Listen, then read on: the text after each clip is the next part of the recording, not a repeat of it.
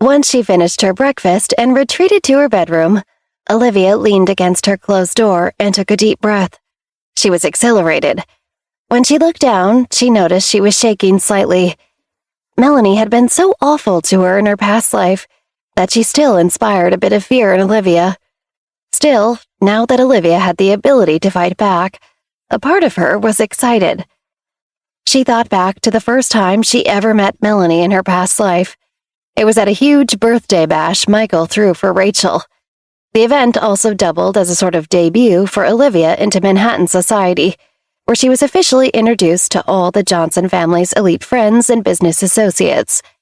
Back then, Olivia felt out of place among the jet-setters and movers and shakers in attendance. But all eyes at the party were on Rachel, and by extension on Monica, so Olivia stood out as the outsider who didn't belong. She heard people whisper about her poor mother, who had her out of wedlock, and people looked at her like she was a charity case. At the time, Olivia tried to ignore the hushed insults and awkward stares. She wore the nicest gown she'd ever put on, and she tried to focus on how pretty she felt. But it turned out she couldn't even enjoy that. No, Melanie and Monica made sure to tamper with the beautiful green gown, so Olivia suffered an unfortunate wardrobe malfunction in the middle of Rachel's birthday. As everyone sang happy birthday, the experience was so mortifying, Olivia tried to shake it away just thinking about it now. Stop wallowing in the past, she told herself. You have so much to look forward to. This was enough of a reset she needed to draw in a deep breath, recenter, and then turn back towards the door. She opened it with a renewed sense of purpose and marched towards Monica's room. The rest of Monica's guests had stayed downstairs after Melanie's accident, but Olivia heard Monica offer to bring Melanie upstairs to tend to her injury. Rachel was pacing in her bedroom, calling for her dentist and plastic surgeon to come by for an emergency visit, since she was embarrassed that the Cooper family might be appalled that something so awful happened to their daughter under her care. When Olivia tiptoed to Monica's door, she could hear Monica and Melanie talking inside. The door was open slightly, because Hector had accidentally left it ajar when he'd come to switch out Monica's ice pack, so Olivia peeked into the room. I can't believe this. Melanie sat on Monica's bed and punched one of her plush stuffed animals in the face. Of course Monica still has stuffed animals, Olivia thought, and she still has the word princess stenciled in gold and pink glitter above her massive bed. Her room looked like a princess's. It was larger than Olivia's, with tons of natural light and gorgeous built-ins. Melanie hopped off the bed and began pacing around it. How could this happen right before school starts? We have a dance coming up in like 1 month. Even with a fake tooth, like, what if it doesn't fit correctly? Nobody got any pictures downstairs, did they? Monica struggled to calm her older cousin down. No, I promise. Everyone's just worried. Well, not worried about you, but they just want to make sure you feel okay. Please don't be mad at me, Monica thought. Please don't stop coming here. People like me because you're my cool older cousin, and they want to be your friend, so they want to be my friend. God, please don't let Melanie turn on me or think this is my fault. Olivia grinned. She could use this to her advantage. With a little creativity, she was sure she could dream up tons of ways to drive a wedge between Monica and Melanie, while wickedly tormenting both of them. If Olivia could ruin Melanie's life and make her turn on her little minion, Monica, God, that would be sweet, wouldn't it? Monica scowled. And your half-sister. She spoke almost in an accusatory tone at Melanie. Did you see the way she smiled when I fell? It was sadistic. I told you she's awful. Monica nodded, defensive, trying to separate herself from Olivia and Melanie's mind. I want nothing to do with her, seriously. You tell me what you want me to do to her to get back at her, and I'll do it. Really? Melanie stopped pacing and raised an eyebrow. That's good to know, Melanie thought. Question is, what do I want to do to get back at her? Monica nodded. Yeah, anything. My dad gave her an allowance, and she, immediately went out and spent it all because she's, so thirsty for money. I think she's using our family for money, and I feel like she tries to turn our dad against me, I swear. Wait, really? Melanie looked at Monica with concern. So she's manipulative too? Monica huffed and nodded, clenching her fists. Melanie looked reassuringly at her cousin. Don't worry, we won't let her get away with making anyone in our family look stupid. As far as I'm concerned, she can't talk to us the way she has and show her face in this city. Monica hesitated. What are you going to do? Melanie shrugged. Oh, nothing too crazy. A casual smirk flashed across her face. Just make her life a living hell. Well, if you need my help, just say it. Monica's eyes lit up when she heard this. Olivia could see that she'd been eagerly waiting for help dealing with her, and she felt like her savior had finally arrived. I have an idea, Melanie smiled. Later, when we go for lunch. Olivia's eyes went wide as she looked down, quickly putting her phone on silent as it buzzed in her pocket. She had to sprint down the hall before Monica or Melanie heard it and caught her eavesdropping. Once she was a safe enough distance away, she fished her phone from her pocket. She saw her dad was calling. Hello? Olivia was annoyed she didn't get to hear what Melanie and Monica were planning to do to her, but she was more intrigued by getting a direct call from her dad. In her past life, Melanie and Monica planned the whole gown tampering scheme together right under the time Olivia came to live with Monica. So Olivia wondered if they were going to plan the same thing in this life. Rachel's birthday was coming up in a few days after all, and just like in Olivia's past life, Michael was throwing Rachel a huge banquet to celebrate. So it wouldn't surprise her if they planned the same dress mishap again this time around. It was Michael calling Olivia directly, though. That really stunned her. He never did that in her last life. Clearly, the changes she was making lately were already changing her relationship with her father for the better, and she welcomed this new dynamic with open arms. Liv, it's me. Michael's voice was welcoming, and Olivia smiled when she heard him call her Liv. It felt so personal and nurturing, like somebody here actually cared for her. I'm going to have my personal driver pick you up in a bit. Get ready, okay? Olivia was stunned. Okay, but what for? Michael seemed hesitant, and he began stammering. Well, I have some people I'd like you to meet. They're very important to me and to our family, and I think they'll be very important to you, too. Olivia knew her father clearly didn't know how to speak to his children, but who could blame him? He'd only had Monica to deal with all these years. She was an immature monster who lacked tact. Now, though, he has me. Olivia beamed.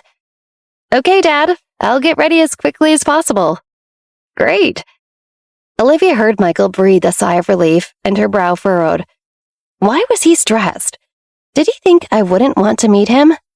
Note to self, learn how to read thoughts through the phone. Hell, learn how to read thoughts through walls, too, so I don't have to walk up to doors to eavesdrop anymore, she added, thinking back to how she stood outside Monica's room minutes earlier. How long until the driver is here? She inquired. He'll be there in an hour. Great, I'll be ready by then. Olivia began picking out her outfit in her mind. If she was meeting her dad's friends, she would opt for something understated and formal, but not too formal.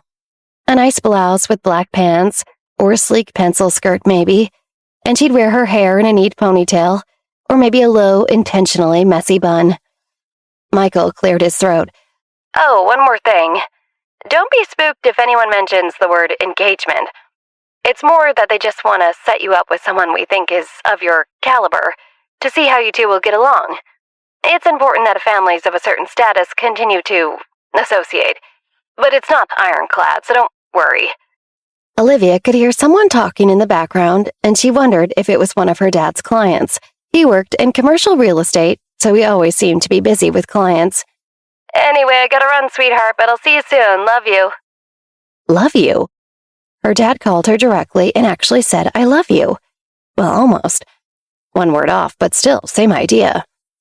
It almost made her head spin. And what was this engagement he was talking about? What was going on? None of this happened to her in her past life. Had Rachel blocked Michael from setting up some sort of engagement for Olivia and stopped him from calling his daughter in the past? Had her actions recently changed the course of their lives so drastically already? If so, then clearly Olivia was doing something right. She smiled to herself. Maybe this is my sign to keep up the good work. She marched back to her room, ready to take on whatever came her way. But something nagged at her. Why was her dad so squeamish on the phone? Was there something about this so-called engagement he was afraid to talk to her about? Olivia was eager to deal with all the people who had wronged her in her past life, but she began to wonder, what if these new people she'd never met before were just as bad? She hadn't anticipated a curveball like this, and she braced for the worst. But then a devilish grin spread across her face. Just the thought of getting to assert herself again left her feeling alert and oddly excited, like she was about to step onto a thrilling roller coaster. Her heart raced as she looked around. I have 1 hour, she thought, glancing down at the clock on her phone. Probably not enough time to master these new powers of mine, but hell, it couldn't hurt to at least try.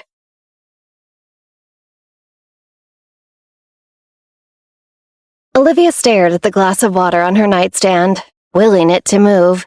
She'd been staring at it for 20 minutes, but it didn't so much as budge. Okay, so that's not how this works.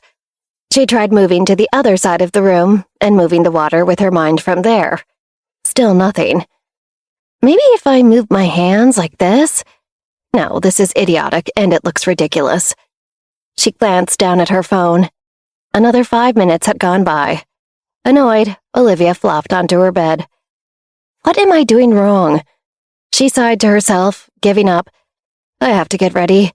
Dad wants me to meet some important people, and I'm supposed to look nice. Olivia was irritated, though. She wanted to figure out how to work with these new powers before meeting anyone new. She felt protected knowing she had them in her arsenal, and didn't want to lose them again. She slammed her fist down on either side of her into her pillow-top mattress, and she looked around until her eyes landed on the big, ornately carved armoire in the corner of her room. I wish I could just make my clothes come to me, she thought angrily in a fit of frustration. Suddenly, the armoire door flung open, and several blouses and dresses swung off their hangers and landed in a pile on the floor before Olivia's bed. The whole thing happened with such force she jumped. Whoa, she whispered, propping herself up on her elbows as she stared at the pile in disbelief. The right corner of her lips swirled up slightly. An epiphany was forming. It has to feel urgent, she discovered. She couldn't quite explain it, but Olivia now understood that in order for her to be able to move or control things with her mind, the desire to do so had to come from her gut. She couldn't just think about it. She had to feel like she needed to move mountains, or any object really, to get what she wanted. It sort of reminded her of those stories she heard of mothers displaying superhuman strength and lifting entire cars to stop them from crushing their babies. Olivia once read an article about such instances, which found that when studied, doctors noticed that the mothers completely bypassed all the rational parts of their brains and performed their incredible feats using pure, reflexive, instinctual movement and feeling. It was somehow all connected to their self-preservation and protection instincts. She would have to work on figuring out the specifics, but Olivia sensed her powers worked similarly. That, and I have to have enough energy, she reminded herself. It seems I can only use my powers in short bursts before I have to rest and replenish. Because I wasn't able to take down Millie's pickpocket after I choked Felicity, even though that definitely felt urgent. So, I either have to rest after I use my powers, or I have to learn how to get stronger. She smiled to herself, happy with this breakthrough, and glided over to her armoire to pick up the outfit she planned on wearing. By the time Olivia emerged from her room about 30 minutes later, she looked dazzling, in a tea-length auburn silk dress that complemented her skin, with her hair pulled back so she could show off a new pair of dangling garnet earrings. As she passed by the billiards room, where Monica and her friends were sipping root beer floats and playing a game of pool, Olivia directed her attention to the girls inside. Whoa, who was that? Olivia heard one of the girls think. Was that Monica's sister? She's pretty. Olivia grinned. You ready? A man's voice said over her shoulder, prompting her to turn around. Olivia recognized the man as her father Michael's personal driver, Morris Bratt. Oh, sure, yes I am, she nodded. Where exactly is it that we're going? Olivia had her answer as Morris's black Escalade with tinted windows pulled up to the ground floor of the Marquis Hotel on Manhattan's Upper West Side. Her family owned the hotel, and she had passed by it before when she'd been into the city with her mom on the occasional trip, but she'd always been sort of afraid of it. It felt like a symbol of what she could never have, a symbol of a man who had turned away from her and her mother. But now, stepping out of the Escalade, Olivia looked up and thought, "You're mine, aren't you? This is all part of my birthright." She was here, after all, to reclaim what had been taken from her in her last life, to take back all that had been stripped away, and she felt electric doing it. Morris quickly ran out in front of Olivia to open the heavy doors to the hotel entrance for her, and she followed Morris through the lobby to an express elevator that took them all the way up to the Penthouse restaurant. The restaurant, called Simply Perch, was a members-only club that also extended its membership to hotel guests who rented the two-bedroom suites for more than 3 nights. In short, a very exclusive place. As soon as Olivia entered, she felt all eyes on her. She quickly tugged down the hem of her skirt and pulled her hair from her eyes before stepping further into the restaurant. She was the youngest person in this room by a decade. All around her, titans of industry and former it girls were rubbing elbows and enjoying their Saturdays. In the back of the room, Olivia spotted her father at a corner booth. He was speaking to a couple whose backs were to Olivia. Morris led her to the table, and when she arrived, her father stood to greet her. The couple turned and stood as well, and she saw for the first time that they were in their mid-40s. The man had a big, magnanimous smile and reached out to shake Olivia's hand. "Bradley," he said, his voice booming and loud. He had a larger-than-life personality, like he'd never heard of the phrase indoor voice. "Bradley Jones. And this is my wife, Ashley." Bradley nodded to his wife, who looked to be his polar opposite. If he was large and brash, she was quiet and petite, but extremely put together, with a shrewd glint in her eye like nothing escaped her. "How do you do?" Ashley said, the hint of a British accent escaping her lips. She flashed a gentle, dignified smile. "Bradley? Ashley?" Michael smiled. "This is the eldest daughter of the Johnson family, Olivia." "Don't be shy, Olivia," she heard her father think. "Come on, sweetheart." She suddenly felt like she was on display. Ashley sized her up and down and said with an approving smile, "She really is a beautiful girl." Then Ashley cocked her head to the side, and as if Olivia was not even there, remarked, "Slightly more plain than I expected, though." "Your other daughter's rather striking by comparison," Bradley smiled. "It's not bad for a person to be simpler, however," Ashley conceded. Olivia looked down at her outfit. Shoot, had she dressed too casually? Was the dress too flowy and bohemian? Would something structured have been better? Olivia watched Michael's words as he thought them. Liv is rather laid back in how she dresses and carries herself, unlike Rachel and Monica. But, he went on, that's not a bad thing. Sometimes they can be a little extravagant. I like that Liv is understated. Olivia relaxed a little. Sit, please. Michael beckoned her.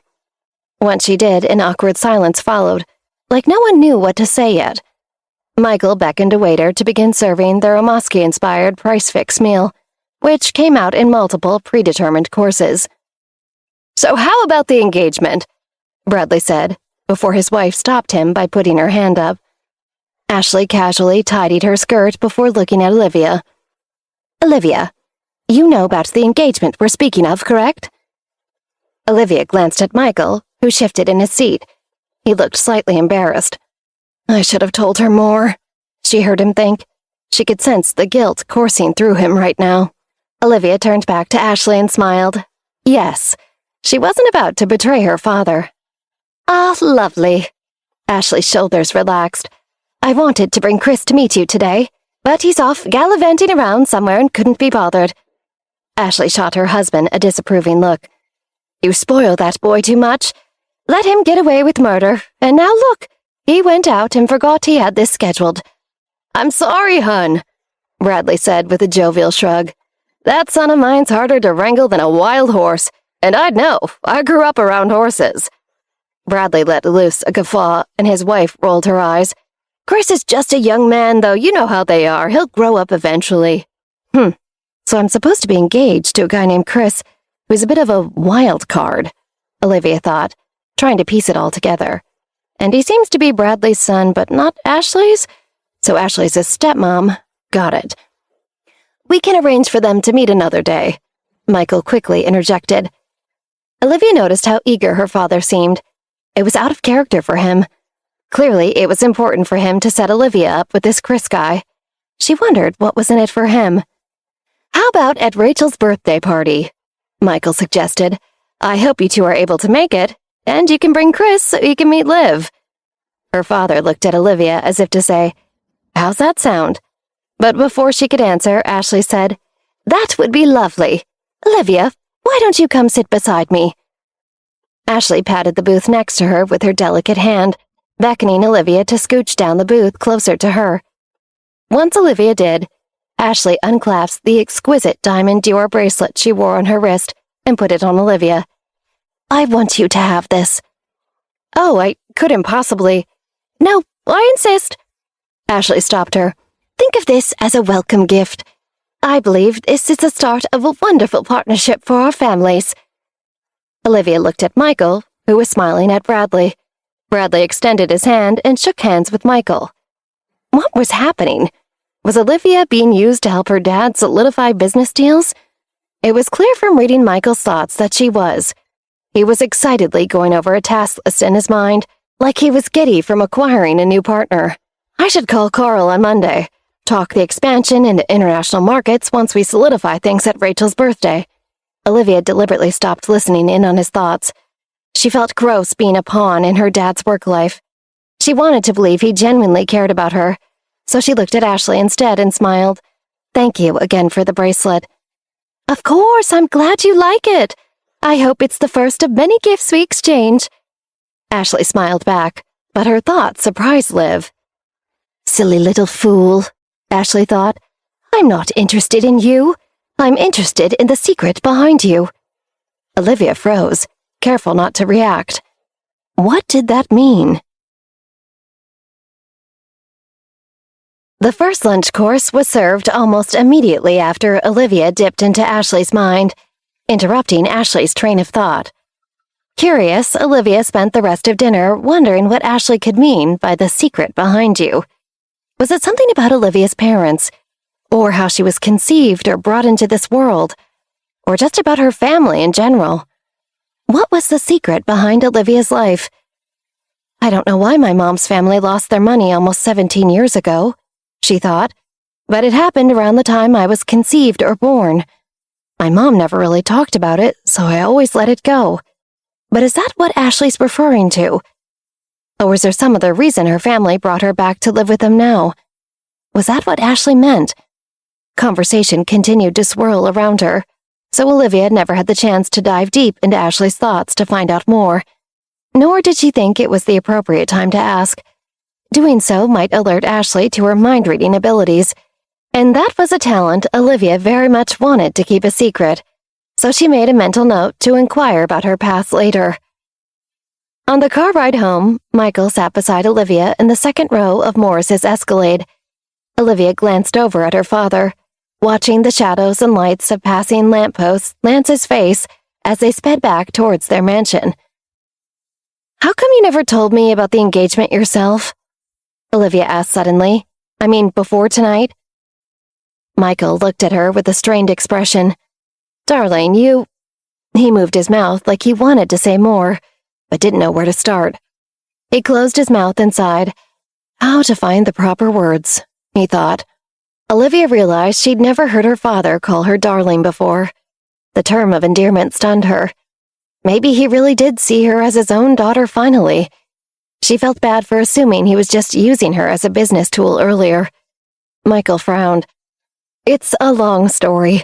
I promise to explain it all eventually. He cleared his throat. Rachel mentioned you went shopping yesterday, he said. You didn't spend all your allowance all in one place, did you? Olivia shook her head. No, she thought. I spent it in several places. Good, he sighed. Rachel's just concerned. We know you're not used to this kind of money. We don't want you to go crazy with it."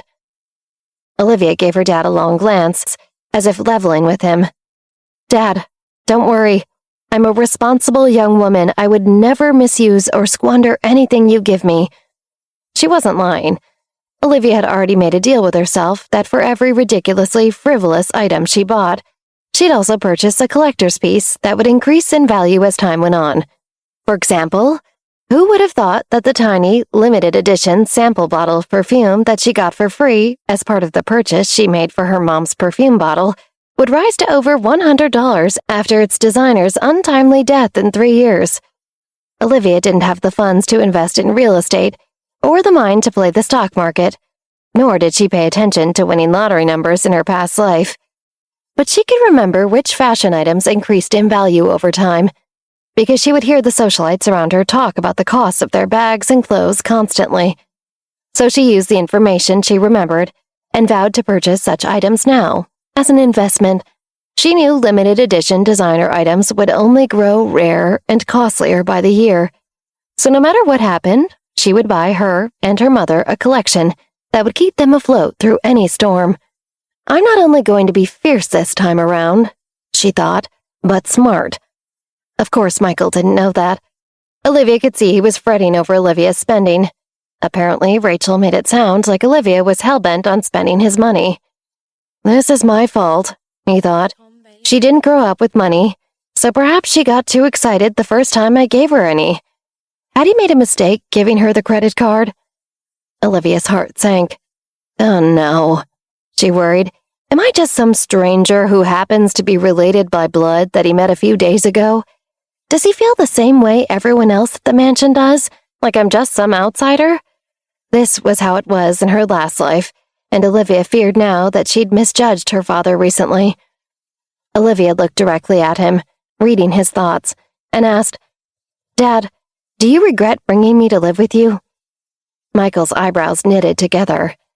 "What? No, Olivia. Why would you ask that?" Olivia could see in Michael's mind as a horrible wave of guilt descended on him. "Oh God," he thought, "this is all my fault. She feels unwanted because of me. She worries I don't love her because I neglected her for so many years."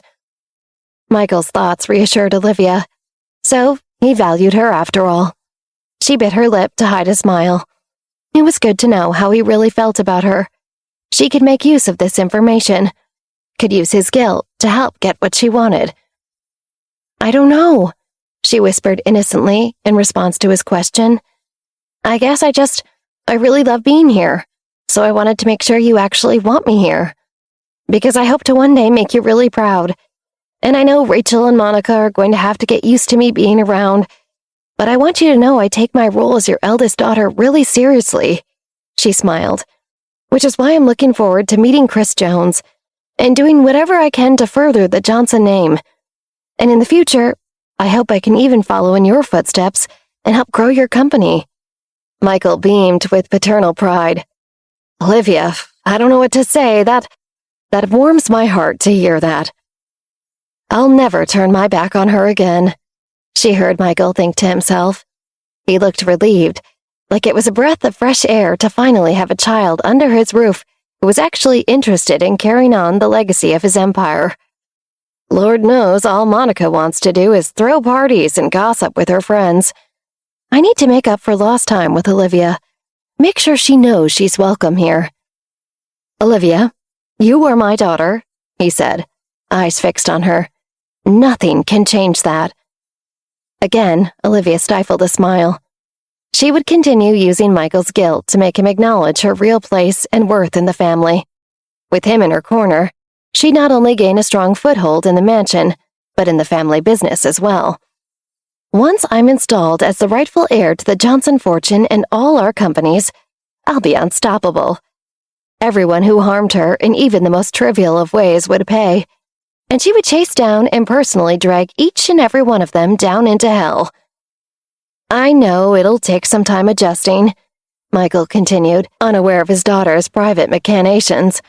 "But over time, I think you're going to find you fit right in." This time, Olivia didn't hide her smile. "You're right," she agreed. "I think I'm going to as well." Michael took out his wallet. Oh, hey, I've got to stop by the office to look over some projections for the next quarter before we head back home. Michael pulled a stack of $100 bills from his wallet. In all the hubbub of moving you in, I forgot to tell you about Rachel's birthday banquet in a few days. I'm sorry, it's my fault for dropping the ball like this. But if you wanted a little extra money, you could go shopping for an outfit for it while I finish up work. Something you'd feel comfortable meeting everyone in. He leaned in, as if he was about to tell her a secret. I know your stepmom and Monica gave you grief about spending the money I gave you already. So let's maybe not tell them about this, okay? Michael winked. Olivia nodded, smiling. She liked that she and her dad were teaming up together like this, keeping their own little secrets from Rachel and Monica. Every little step like this helped her get closer to her goal. Okay, she nodded. Olivia laughed to herself as she tried on dresses, thinking about how Rachel's birthday was doubling as her own formal introduction to society. Rachel's going to hate having to share her special day with me, which I admit only makes me happier. Wow, that looks so good on you, the sales associate working the fitting room gushed as soon as Olivia stepped out in front of the mirror. As soon as Michael said she should go pick out an outfit for Rachel's party, Olivia knew she was going to head to Second Chances again, the store owned by Millie's aunt. The first time she went in there, she was wowed by the options. And now, with a little extra spending money, she felt like she could really have fun. Oh, thank you, Olivia blushed, looking from the sales associate to her dress. In her past life, she rarely received compliments. She still didn't know how to take them. The white crisscross collar is so cool, right? Its design really accentuates your elegant collarbones and long neck. The sales associate was right. The dress made her look elegant and poised, yet youthful. And it wasn't too short, hitting her just above the knee, so it'd be perfect to wear around Michael's more conservative friends and colleagues. The diamond collar didn't hurt either. Did you want to see the matching handbag too? The associate said, bringing over a white, diamond-encrusted bag. It was handmade in Italy and would pair with that dress perfectly. It's limited edition, too, so a little pricier. But I know you mentioned you knew the Brown family. So my boss said she'd be happy to give you a little discount. At the words limited edition, Olivia's eyes widened. Ooh, yes, she said without hesitation. I'll take it. She looked around. And, I might want to get a few other things while I'm here, too. Why not? Her dad had given her more spending money. She might as well enjoy it. Find everything you need, Miss Johnson? Morris asked when Olivia dashed back out onto the street, still riding her shopper's high. He was propped up against a bike stand, drinking a latte while he waited for her. Yep, we can go pick up my dad at his office and head back whenever. As they made their way to Morris's Escalade, Olivia glanced up at a couple crossing the street.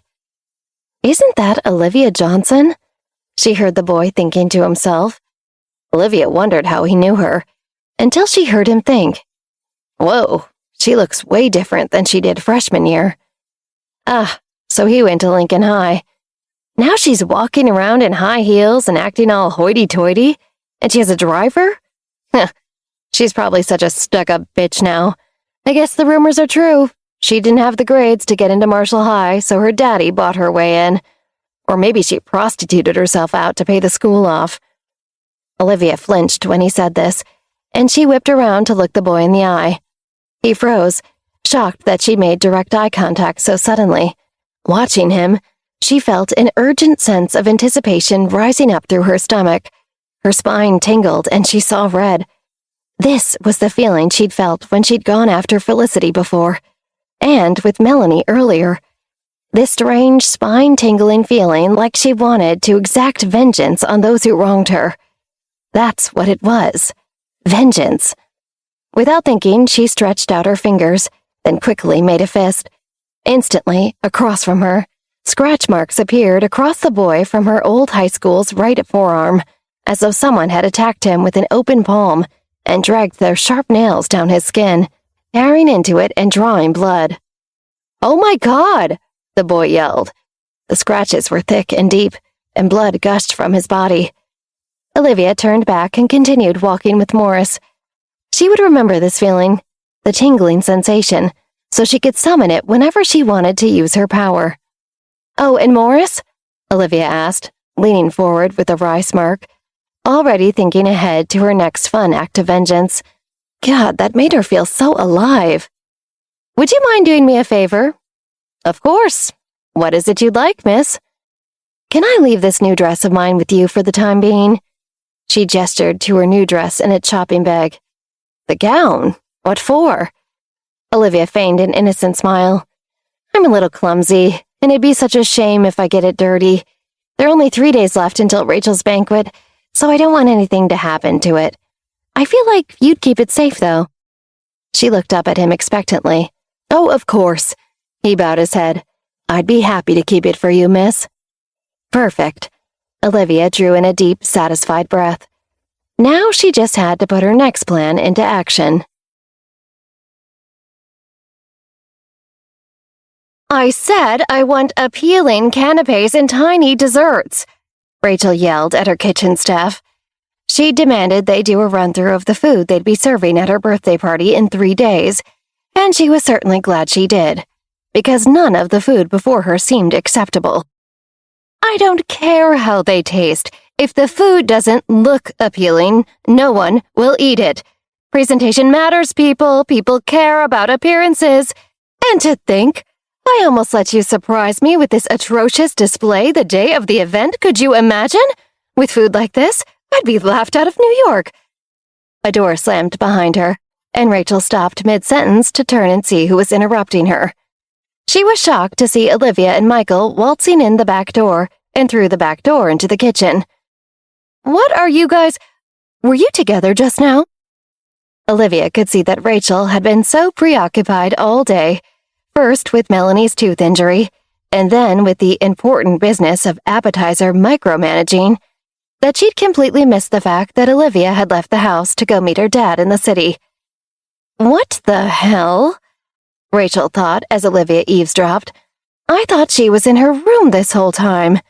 Clearly I need to have Hector keep better tabs on that little idiot. But I thought Mike was at work too. How did they—" Olivia took great pleasure in informing Rachel. "Yep, Dad wanted me to come into the city and meet him for lunch, so he had Morris come pick me up."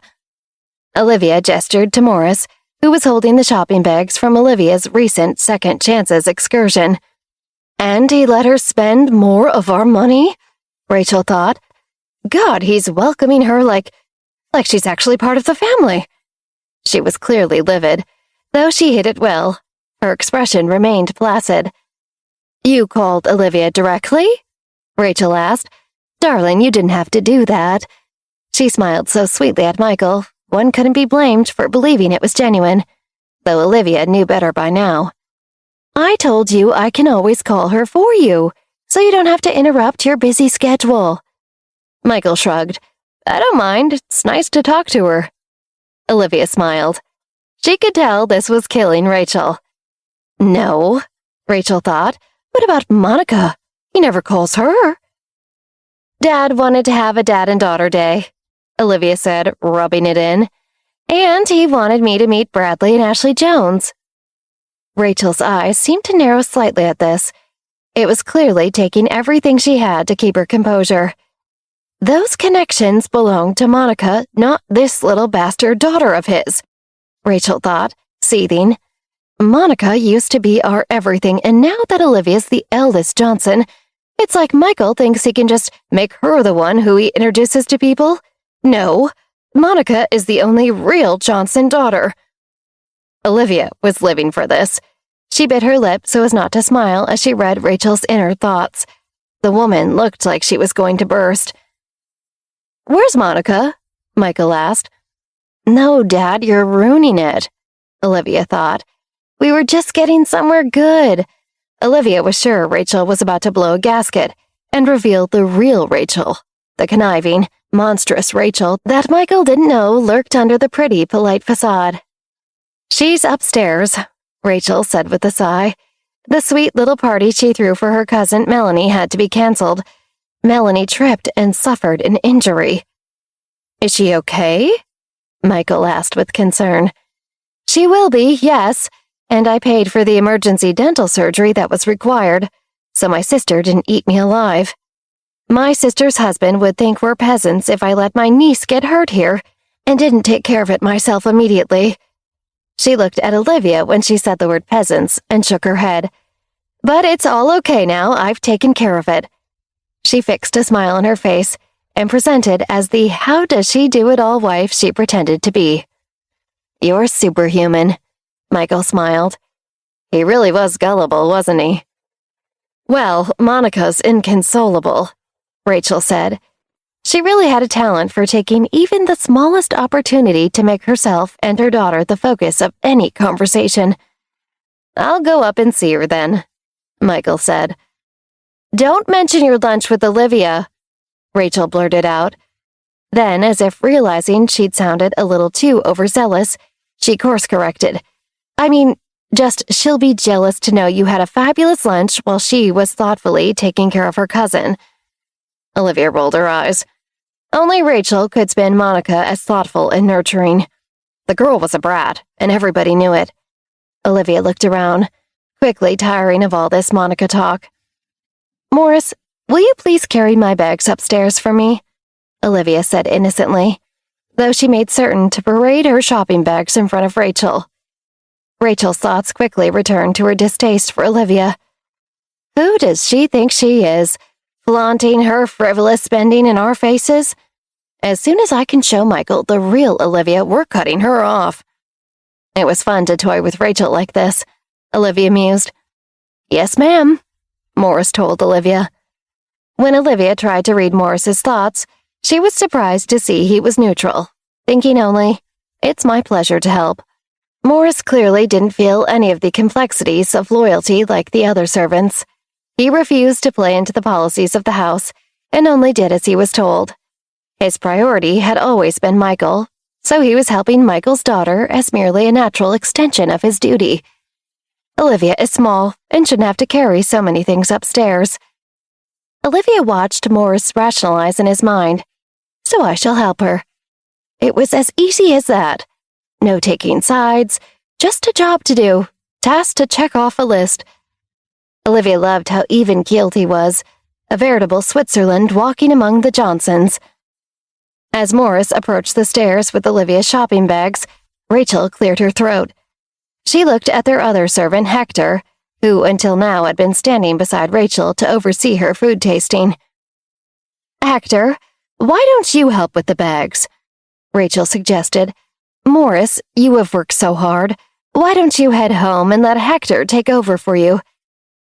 Yes, madam, I'd be happy to, Hector said, bowing his head deferentially, then immediately crossed the room to Morris to take the shopping bags from him before Morris could refuse. Morris nodded and handed off the bags. That was the downside of him being Switzerland. He didn't really say no when the real pests started meddling in her business. Olivia didn't say anything, though. She wasn't about to antagonize Morris by calling him out. He was a good guy, ultimately, and she appreciated him. Besides, he was the one who'd agree to watch her white dress for her and not tell anyone, so she had no reason to cause trouble with him now. Instead, Olivia just nodded and said, Okay, and she let Hector follow her up the stairs, holding her shopping bags. Just as Hector was about to enter her room behind her, Olivia turned and said, Stop. Did I say you could enter? She glowered at him, her expression cold. Hector stood at the door, surprised. She could see he was trying to rein in his distaste for her. He was practically grimacing. I thought you wanted me to bring my stuff to your room. No, Rachel wanted you to. I couldn't care less what you do. She shrugged. But people who aren't loyal aren't allowed in my room. Sorry, those are the rules. You can just leave my things at the door. Hector's face fell, and he glared at Olivia. You're lucky you're my boss's daughter, he thought, or I'd throw these bags at you and tell you what I really think of you. Do it, she said, taunting him. What? Hector's brows furrowed. What? She asked innocently, as if she was suddenly confused. He looked perplexed. What did you say? I said thank you, Olivia remarked casually, for bringing my things up. Why, what did you think I said? She looked at him like he was crazy. or like he had just suffered a stroke and didn't know up from down. And Hector looked down unsure. Now he was questioning his own hearing. When he raised his head again, he locked eyes with Olivia and regarded her with suspicion, before slowly, hesitantly putting her bags down. This little twit, he thought. She's up to something, and I'm going to expose her. Hector, have you ever wished you could just tell me exactly what you were thinking? Olivia asked. Pardon, ma'am? You must have some opinions of me behind that good-mannered veneer of yours. I'm so new here, I'd be interested to hear what your first impressions of me were. You don't deserve to be here, he thought. You're a little parasite sucking this family's resources and bringing down the reputation we've all worked so hard to uphold. Olivia flinched. The insult stung, but she didn't let on. Well, if you're not going to tell me what you think of me, I'll tell you what I think of you. She stepped closer, so she was speaking in a whisper. I sometimes wonder if you have to shower often just to wash the stink off you, for all that time you spend so far up Rachel's ass. Hector's eyes flickered with rage, and for a second, Olivia thought he might lunge at her right then and there. I've been here for a decade and I've never been so disrespected like this, he fumed in his mind. Then his words gave way to pure fury, and Olivia couldn't even read his thoughts anymore. She just felt his anger, until finally she heard him think, I'm going to wring your neck in your sleep, followed by a string of obscenities. Olivia felt the familiar tingle of vengeful anticipation rising up within her. Oh, you shouldn't have let me hear you think that, she thought. Hector! Rachel yelled from downstairs, before Olivia could act on the feeling. I need you to help me with this taste testing, please. Lucky you, Olivia thought. Saved by the house witch. Olivia shot Hector a blank stare. You heard her. Better go to your mommy, little puppy. That's what you are, an obedient little puppy. No mind of your own. She smiled. Well, get lost.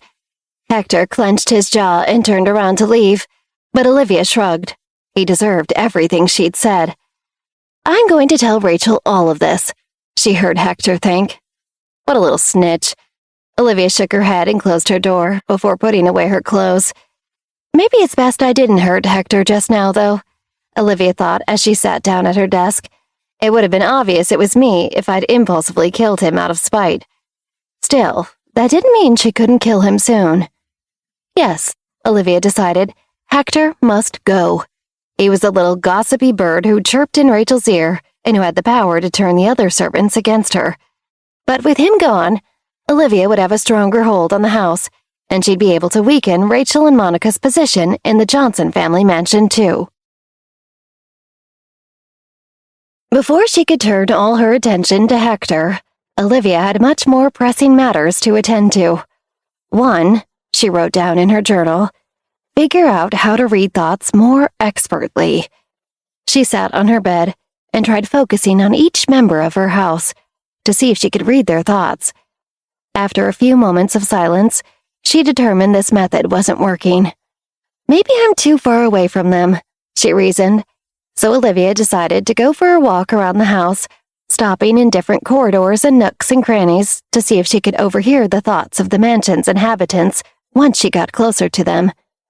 As she passed the atrium, she heard a maid thinking, Damned flowers, always messing with my allergies. In the old parlor, she stood a bit further from one of the butlers and overheard him think, Is it this belt that's too tight, or is it me that's getting bigger?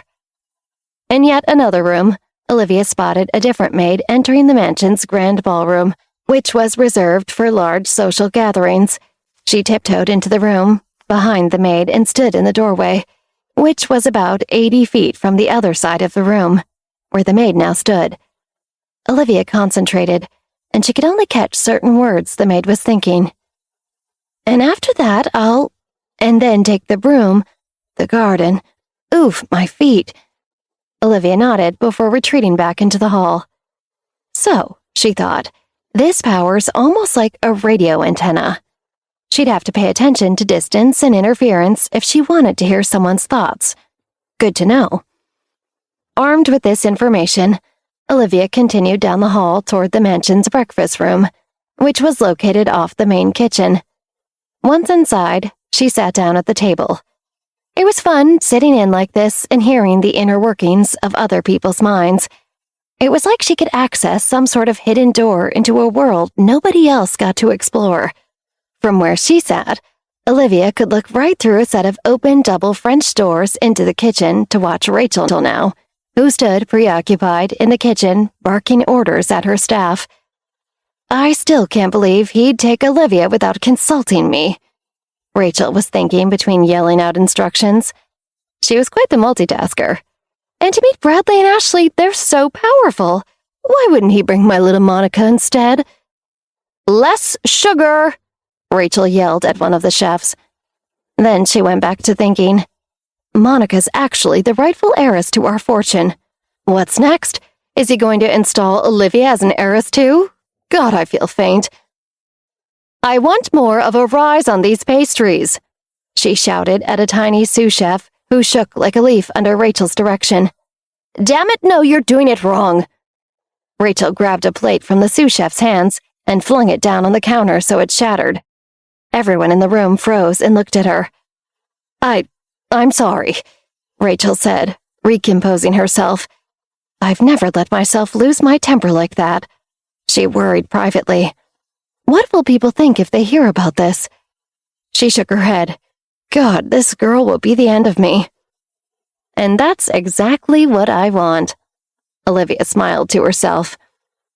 Clean that up, Rachel demanded, staring at the sous chef.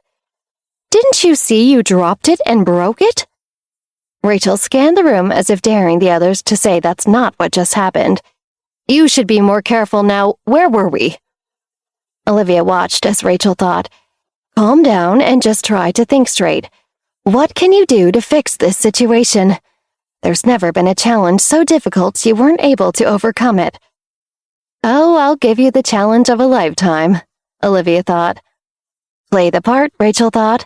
Michael likes Olivia right now, so just act like all is well, and you are the welcoming stepmother.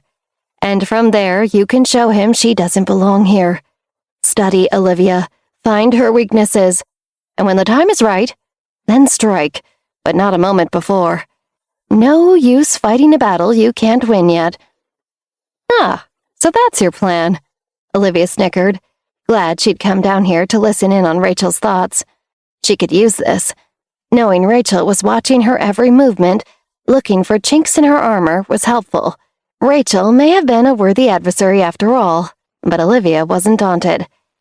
And I should talk to Monica, Rachel thought, giving herself a mental to-do list. Tell her not to provoke Olivia right now. Not when Michael holds her in such high esteem. What did I say about the sugar? Rachel snapped at the head pastry chef, walking over to the ovens where he stood. Before Rachel spotted her, Olivia quickly rose and slinked away through the breakfast room's back door. So Rachel was going to let up on her for a minute, so she could try to re-strategize, and then ultimately turn Michael against Olivia? Not if I can help it. Olivia wasn't about to let her succeed. Olivia turned her sights on her half-sister next, creeping up the stairs towards Monica's room. When she got close, she slipped into the guest bedroom that shared a wall with Monica's and stood beside it. All that separated the two rooms was a few inches, so Olivia tried to use her mind-reading abilities to eavesdrop, but she quickly discovered she didn't need to. Through the wall, she could hear her dad consoling Monica. Listen, kiddo, it's all right, he was saying, his voice slightly muffled through the wall. You didn't do anything to Melanie. She's not going to be mad at you, I promise. No, Daddy, you don't understand. What if she never wants to come here again? Your mom and I will sort it out with your aunt and uncle, Michael assured her. You two are best friends and have been since you were younger. A little accident's not going to change that. At that moment, Olivia sensed an idea forming in Monica's mind. She must be standing right on the other side of this wall, because Olivia could see it vividly. I know how to get Melanie to come back over here, Monica thought suddenly. I'll tell her I have a plan to get Olivia to humiliate herself in front of everyone at my mom's birthday. I'll tell her I need her help executing it, and she'll love the idea. I'll make the girls forget about what happened to Mel, and even more people will see Olivia's mishap. You okay, Mon? Michael asked tenderly, noticing his daughter had gone quiet. Yes, she nodded weakly. Now she was just milking the moment for sympathy and attention from her dad.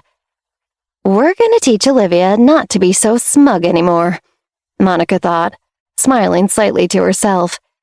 The idea began to lift her spirits. She loathed the idea of everyone in New York knowing her dad had an illegitimate daughter. But if they had to meet Olivia, they might as well see what a joke she was immediately. Hey, why don't we go for ice cream or something? Michael asked Monica. Come on, I want to cheer you up. God, he really was a nice guy who was just trying his best, even if he didn't understand his daughters very well. Dad, I'm not a little kid, Monica whined in a manner very reminiscent of a little kid.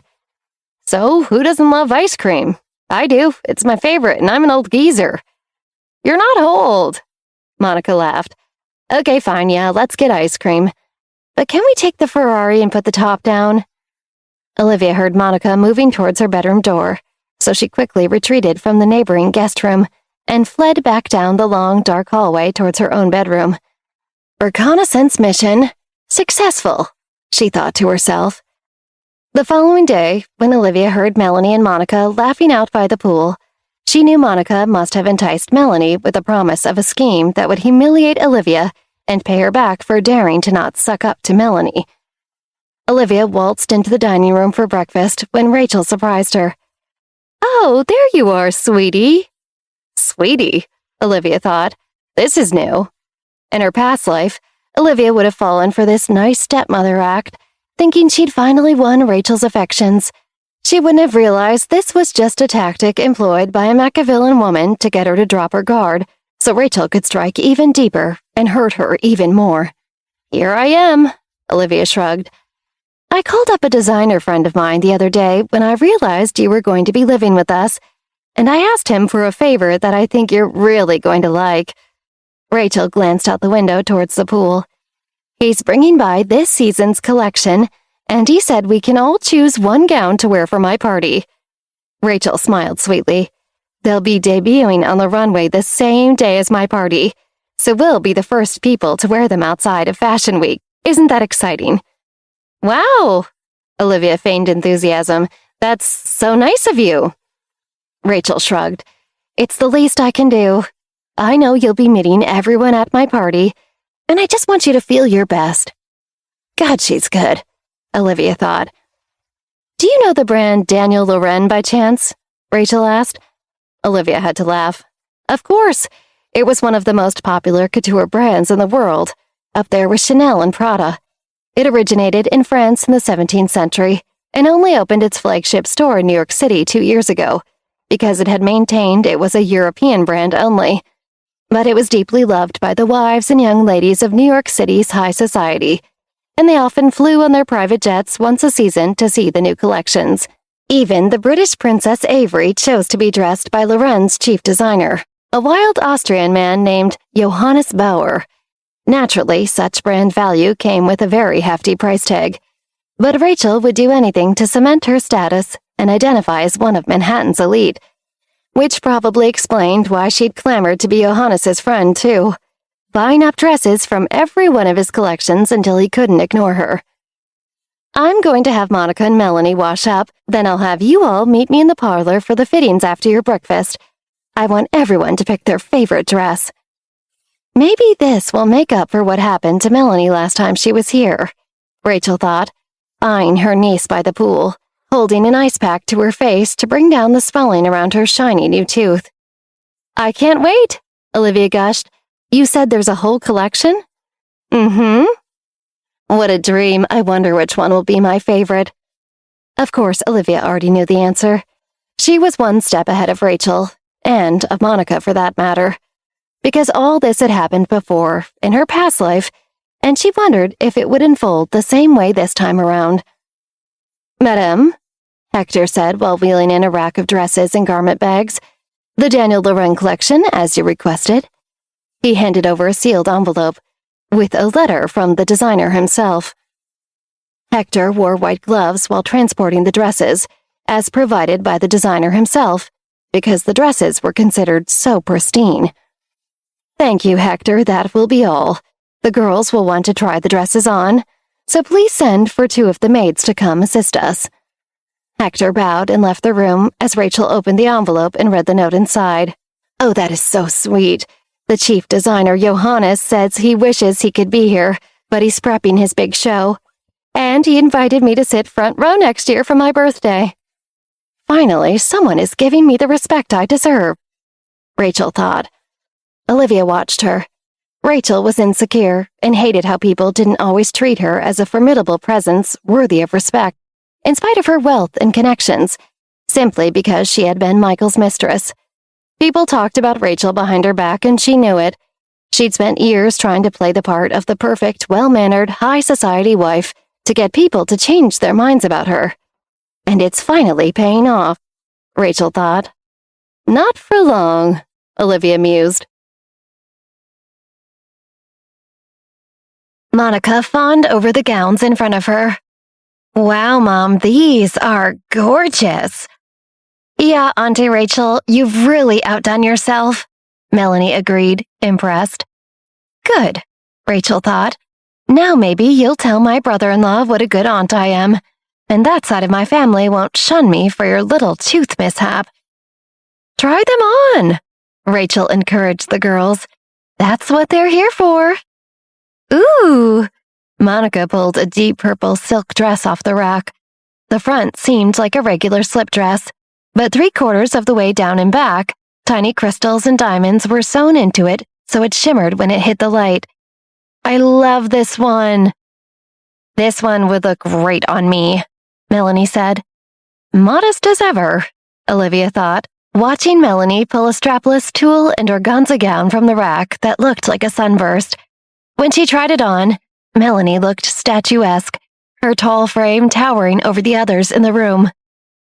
"And Olivia," Rachel cooed, "don't think I forgot about you. I think this one would be absolutely stunning on you." The gown Rachel showed her would have actually left Olivia breathless. It was perfect, a forest green drop-waist gown that accentuated her curves but didn't look overly revealing, while still making her skin and eyes pop. The only problem was, Olivia had already seen it, in her past life. Back then, she was floored. She couldn't thank Rachel enough for including her in this fun game of expensive dress-up. She'd wondered what she did to get so lucky. Of course, now she knew better. This gown wouldn't help her make her splash in society in a few days. No, it was the dress that would seal her fate. She cringed, thinking about what happened when she wore this dress to Rachel's party in her last life, the humiliation she suffered at the hands of the other women in this room. Wow, Olivia managed to eke out. She would have to go along pretending she didn't know what was coming, and in the meantime, she'd think of a way to change the course of events this time around. "Do you like it?" Rachel asked, brow dipping low. "Like it? I love it." Olivia approached the gown. "May I?" "Yes, it's yours to try on." Rachel seemed so kind. Why couldn't you be this nice for real? Olivia wondered. I wouldn't even have to hurt you. "Why are you letting her try on dresses too, Mom?" Monica whined as Olivia stepped into the bathroom to try on her gown. "Because your father and I want the whole household to impress our guests, and that includes Olivia." Olivia could hear the strain in Rachel's voice as she said the last part. When she turned around, she spotted Monica trembling, her fists clenched. But what if she upstages me? Monica thought. She's going to look pretty, and people are going to be tricked into thinking she's better than she is. I don't understand why we're legitimizing her by giving her nice things. That sounds like a you problem, not a me problem, Olivia smirked as she closed the bathroom door behind herself and stepped into the long green gown. As soon as she did, she felt transformed. There was no denying how gorgeous it was. It shimmered and made her feel like a movie star stepping out onto the red carpet. But knowing what happened when she wore it in the past, Olivia stopped herself from getting too attached to it. Instead, she turned away from the mirror and stepped back out into the parlor to show everyone the gown. As soon as she did, she heard Monica's thoughts booming in her head. It's not fair, she has more curves than me, Monica thought, glaring at Olivia. Why did Mom give her the better dress? Mine makes me look frumpy. Olivia laughed to herself. What a petulant child. Monica was the first one to even pick out a gown from the rack, and nobody made her try the one on that she chose. She just constantly needed someone else to blame for her own unhappiness. Mom, can I try on a different one? Monica bellowed. Of course, sweetie, you can try on any of them. They're here for all of us. Olivia, that looks beautiful on you. Thanks, Olivia smiled graciously. Wow, Melanie commented. You look great. She said it like she was surprised. No, Melanie thought, watching Olivia. No, there's no way this girl from nowhere is going to upstage me. Olivia smiled. It turned out that reading Melanie's thoughts was actually kind of flattering. In her last life, Olivia hadn't realized how motivated by insecurity Melanie was.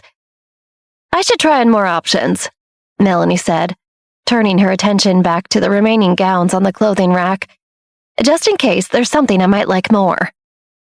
She had an air of nonchalance about her, but Olivia knew Melanie felt threatened. Totally, Olivia agreed. You don't want to regret your choice. She looked from Melanie back to her own gown. I think this is the one. Are you sure? Rachel asked. You can try on others. I'm sure. Olivia shrugged. When you know, you know. I just need to take it up here by the straps and a little in the waist and it will be perfect. No problem. Rachel nodded to one of her servants. That's why I brought my seamstress along for the fitting today. Michael can't say I never did anything nice for the girl now, Rachel thought, as she gestured for her seamstress to take Olivia's measurements. He'll see I tried my best, and she was just simply too feral to fit in with us. Olivia watched as Rachel's lips curled up slightly. When the seamstress finished clipping her straps tighter, Olivia thanked her and retreated back to the bathroom to change into her sweats again. Girls, I'm going to get my camera so I can take pictures of you in those gowns, Rachel said to her daughter and Melanie in the parlor. I'll be right back. Be gentle with the dresses. Soon after, she heard the clack of Rachel's heels leaving the room. Olivia heard Monica whisper to Melanie. Hey, Mel, did you see how hot Olivia thought she looked in her dress? Yeah, she was literally walking around like she was better than everyone as soon as she tried it on. Like, relax, you're not the Queen of England, sweetie. Both girls laughed. This probably would have hurt Olivia in her last life, but now she was ready for it. Melanie spoke so softly. Olivia wasn't sure if she was overhearing their conversation or listening to their thoughts as they whispered to each other, but the effect was the same. She was eavesdropping as they gossiped away about her, completely unaware. You want to knock her down a peg or two? Monica asked. I mean, she sort of deserves it. Like, who told her she could come in here and be all arrogant? Literally a week ago, she was living in a studio apartment with her mom. Does she even know how to read? At this, Olivia seethed, but she breathed deeply to keep her heart from racing so fast it throbbed in her temples and stopped her from overhearing Monica's conversation. Monica was still snickering at Melanie's insults. Probably not, but I have an idea. Something we can do to her at my mom's party. Put her in her place a little, so she knows to stay where she belongs. I'm listening. When she comes out here with the dress and puts it back on the clothing rack, Monica began, outlining her little scheme to Melanie. Olivia listened on, surprised. Not because the scheme was particularly clever, or because she expected them to be nice instead of underhanded. No, she was surprised because they were planning the exact same scheme they'd planned in Olivia's past life. And when everyone's asleep, after the seamstress takes in her dress, we'll make tiny cuts along the strap, delicately though, so it isn't noticeable to the naked eye. And then one of us can accidentally step on the bottom of her dress at my mom's party, so it tears right as she's being formally introduced to everyone. Olivia rolled her eyes. She already knew they were going to try to destroy her life by giving her an embarrassing wardrobe malfunction on the day she was supposed to impress her dad's friends. They destroyed everything she'd ever looked forward to back then. Olivia frowned, thinking back to Rachel's birthday in her last life, and how beautiful and eye-catching she felt walking into the party in her gown. How her very presence seemed to get everyone's attention. High school guys she'd never met, kids of her dad's rich friends, even shot her flirtatious glances, and she smiled coyly, unused to such attention. But then, just as Monica and Melanie had planned, the left shoulder strap on Olivia's gown snapped less than half an hour into the evening. At the very moment Michael asked the live band to stop playing so he could introduce his daughter to the sea of guests before him. Her gown fell all the way to her waist, scandalizing the crowd. She was horrified and felt completely naked as others pointed and whispered in shock. At the time, Olivia ran off crying after she heard people whispering things like, "I heard she deliberately wore an extravagant dress to steal the limelight from Rachel's big day." Others murmured, "Well, I heard she deliberately cut her own dress to create a scene for attention." How pathetic, right? How underhanded. "That's the problem with the poor," yet another guest said, disdain dripping from his tongue. "They think any attention is good attention. They have no discretion. And you can't teach that, you know? You're either born with class or you're not." The whispers got back to Michael, and even he began to question whether his long-lost daughter belonged among the understated, buttoned-up members of high society he associated with. The scandal followed her for the rest of her life, and her debut proved to be the beginning of the end for her, though she didn't know it then. From that day on, those in Manhattan's Upper Echelon regarded Olivia as though she was a clown, and they ridiculed her behind her back. But back then, when Melanie and Monica's plan to make a mockery of her had been successful, Olivia thought it was just a cruel twist of fate. She didn't realize the girls had orchestrated the whole thing. But this time around, Olivia was prepared. She even had to laugh to herself as she thought, Monica and Melanie are so basic and simple that despite other things changing in this new reincarnation of my life, their little scheme has stayed exactly the same. I almost feel sorry for them. She grinned at herself in the mirror. Really, this is child's play, cutting up a dress? She almost couldn't believe their plot had been so successful at undermining her confidence the first time around. She's not going to know what hit her. Monica snickered outside the bathroom. Olivia chuckled to herself. No, you're the one who's in for a surprise. Olivia exited the bathroom, and she watched as her half-sister and Melanie suddenly busied themselves with their gowns, pretending they hadn't just been plotting out guyful little ways to try and embarrass her. How was I ever afraid of these two idiots in my last life? Olivia wondered. I wanted so badly to win everyone over and belong last time. I didn't even see how obvious they were. What are you looking at? Monica said. Olivia shrugged. Nothing. You both just look really pretty in your dresses. Monica narrowed her eyes, like she didn't trust the compliment. Wish I could say the same for you. Excellent manners as always, Olivia barbed. Well, enjoy the rest of your fitting. If you need me, I'll be upstairs. Olivia floated out of the room, chin up, a smile on her face, and she heard Melanie lean into Monica. Why is she being nice all of a sudden? I don't know, she's probably having mood swings. The girls laughed and then huddled together conspiratorially. So wait, tell me more of the plan, Melanie commanded eagerly. When do we want to do it? As Monica and Melanie continued scheming downstairs, Olivia made her way back to her room. She didn't have to sit and listen in on the plan. She already knew what was coming.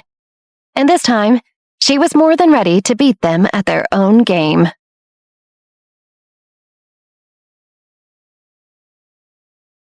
Miss Johnson, Hector said as he rapped on Olivia's door.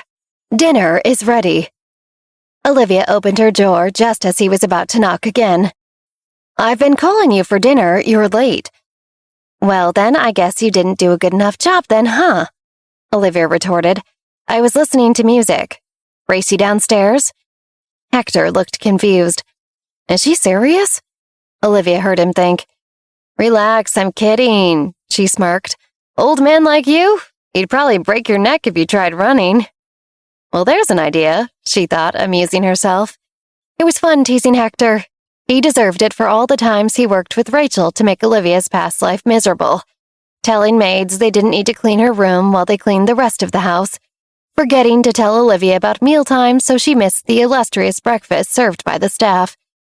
And after hearing the way Hector spoke about her and her mother in his thoughts, Olivia felt it only right to needle him a bit, especially since he couldn't talk back openly because he had his job to worry about. It was the first time she had the upper hand in their relationship, and she wasn't about to squander the opportunity. She nodded to her left down the hallway. "I'm going to take the elevator. You can take the stairs." "You're not going to get away with this," Hector thought. "You're a stain on this family, a fluke.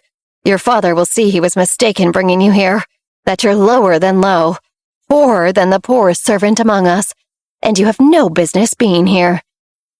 Olivia watched as Hector's simmering rage boiled up through his body, his neck turning red, veins bulging, barely able to contain himself. She raised an eyebrow. "Hector, is something the matter? You're standing there saying nothing, and for the life of me, I can't figure out why you didn't just listen to my orders. I'm a lady of the house, and I said you can go take the stairs back to the kitchen now." His eye twitched. She could tell it killed him that she was here. He was right when he said she had grown up poorer than even he had, but that didn't make him better than her. She was merely a victim of circumstance. "I wish you would smile more, Hector," she taunted, "because we are going to have so much fun together." "First, I'll come for you, Hector," Olivia thought. Then Melanie, then Monica, then Rachel. She took a final, pitying look at him, then turned towards the elevator. "Sorry I'm late," Olivia said as she arrived in the dining room. "Hector forgot to tell me when dinner was being served this evening." He hadn't made it back downstairs yet, so she took the liberty of throwing him under the bus. As she sat, she scanned the table.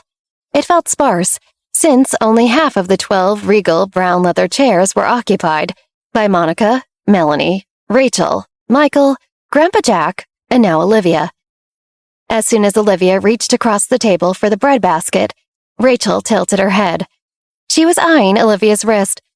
"That bracelet is so lovely, Olivia." "It is, isn't it?" Olivia replied and continued to chew. She could tell Rachel was fishing for more information about it, but Olivia was going to make her work for it. "I didn't notice it before, when we were trying on dresses," Rachel added. "I didn't want it to snag on any of the material." Olivia shrugged casually. She dug into the duck breast and cranberry sauce placed before her by one of the servants. "Where did you get it?" Melanie asked sourly. "Jesus, stop playing coy," Melanie thought. "Did you steal it or something?" Olivia wished Melanie had the guts to say that out loud, but she was clearly trying to be on her best behavior in front of Michael and Olivia's grandfather, Jack, who joined the family for dinner.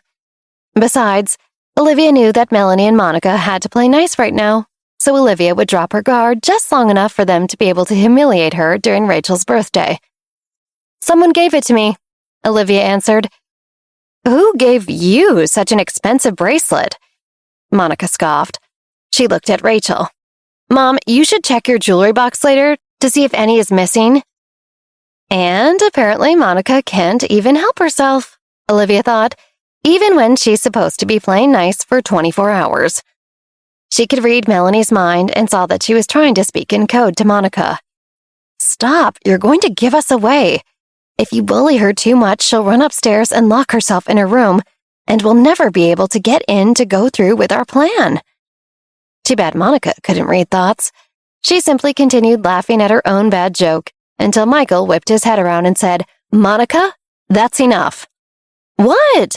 She pouted. "I was joking, jeez."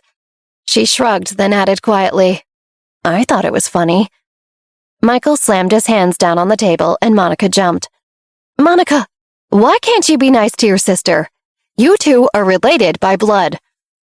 "Michael," Rachel said softly, placing a hand on her husband's wrist. "It's my fault. I only said something because I didn't see Olivia wearing the bracelet before, and I thought it was beautiful on her." "You don't need to cover for Monica," he said, glowering at his younger daughter. "She knows better. Now, if no one can get along, then eat quietly. I was going to say that it was actually Ashley Jones who gave me this bracelet, Olivia said finally. She could feel Monica glaring at her, teeming with resentment. Oh, so you met them formally then?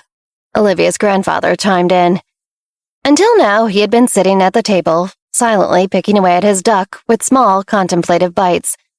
Olivia didn't really think he was even listening, because he seemed so checked out. She hadn't even thought to try to read his mind. He always looked like he was 4 minutes away from falling into a deep sleep. But now he sat up straighter as he waited Olivia's reply. Yes, sir. We all had lunch together. Michael put down his cutlery and replied, Bradley, Ashley, myself, and Liv. Olivia caught a brief flicker of envy in Monica's eye at the mention of the word Liv. Why does she get a nickname? Monica fumed privately. She's only been here a few days. How did it go? Jack asked. They like Olivia very much. Michael smiled. He was very satisfied with his eldest daughter's performance today. She behaved elegantly and generously, he thought, and she represented the family with grace. Olivia felt warm, hearing her father's thoughts about her. Wonderful, Jack nodded. Once he finished his main course, Jack gestured to a nearby servant. Help me to the study, he said. I'd like to go over some work. And bring my briefcase, won't you? Jack motioned to his briefcase, which was sitting propped up against the chair beside him. Olivia was learning that her grandpa was a gruff old man, who brought his briefcase, and by extension his work, with him everywhere, and who dispensed with niceties in order to get work done whenever he felt so inclined. Meet me in the study later, he told Michael. Michael nodded. Okay. Olivia watched as her father sighed. He's going to ask if I've told her yet, he thought as Olivia listened. I don't even know where to start. She scrutinized her father. What did he mean? Ashley's words from earlier, the secret behind you, popped into Olivia's head. Was all of this connected? What was going on? Olivia watched intently as one of the servants helped Jack walk from the table to the door, though she was interrupted when suddenly she heard Rachel's thoughts cutting through the silence.